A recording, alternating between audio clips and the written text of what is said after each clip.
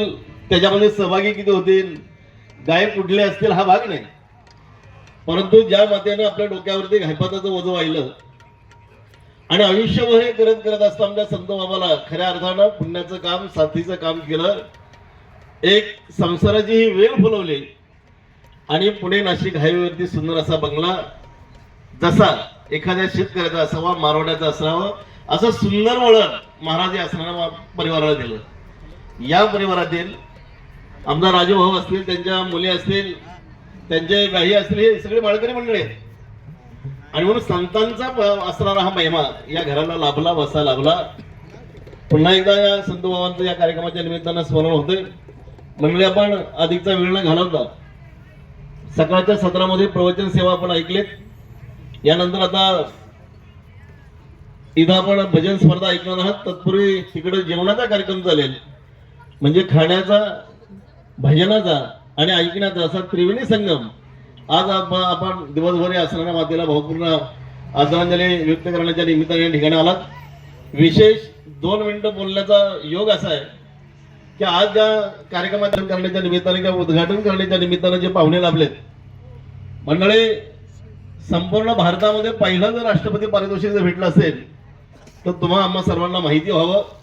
कारण या मातेमध्ये अनेक कलाकार जन्मले जातात आणि काल कथेनंतर ते माते गेल्यानंतर त्यांचं महात्म्य कळत नाही. म्हणून 2 असणारे कलावंतांची मुलं या ठिकाणी आहेत. ते दत्तोबा तांबे यांचे चिरंजीव अनेक गुण संपन्न असे आहेत, म्हणजे पखवाद आहे, गायन आहे, प्रवचन आहे, कीर्तन, असे सर्वांगीण असणारा हिरा आज या कार्यक्रमाच्या निमित्तानं उद्घाटनाला लाभलेत. दुसरे वर्षी या ठिकाणी तुम्ही आम्ही सर्वांनी ऐकलं, पाहिलं की ज्यांना संगीत रत्न तमाशा क्षेत्रामध्ये एकालाच म्हटलं गेलं, ते संगीत रत्न दत्ता माडिक पुणेकर यांचे चिरंजीव आदरणीय सुहास दादा या कार्यक्रमाच्या माडिक या कार्यक्रमाच्या निमित्तानं उपस्थित आहेत.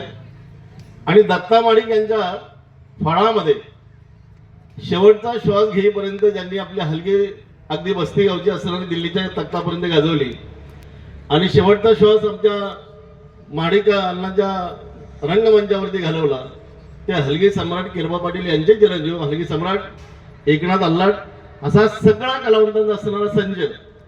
आणि अलीकड नव्यानं ज्यांचं नाव घेतलं जातं किंवा आपला अर्जुनचा उल्लेख जर करायचा झाला तर आज पंजाबपर्यंत त्यांचे असणाऱ्या भजनाच्या माध्यमातून त्यांची सेवा प्राप्त झालेली आहे. असे दिग्गज कलावंत, कीर्तनकारातले क्षेत्रातले असलेले मान्यवर मंडळी, या भजनातले असलेले मान्यवर मंडळी या कार्यक्रमाच्या निमित्तानं लाभले. माझा समाज या ठिकाणी उपस्थित आहे. कालच आमच्या अवसरीच्या या ठिकाणी असंच प्रथा आमच्या रमेशदादा गायकवाड यांनी त्यांच्या आईचं असणारं वर्ष श्राद्ध झालं आणि त्या ठिकाणी रमेश महाराज कसबे संगमनेरकर यांचं उत्तम असं कीर्तनाचं ठाण झालं. आज दुसरा दिवस या ठिकाणी साजरा होतोय. मंडळी, आपण सर्वजण अभिवादन करण्याच्या निमित्ताने या ठिकाणी उपस्थित आहात आणि ज्यांच्या शुभ हस्ते या ठिकाणी हा पहिला संच, पहिलं मंडळ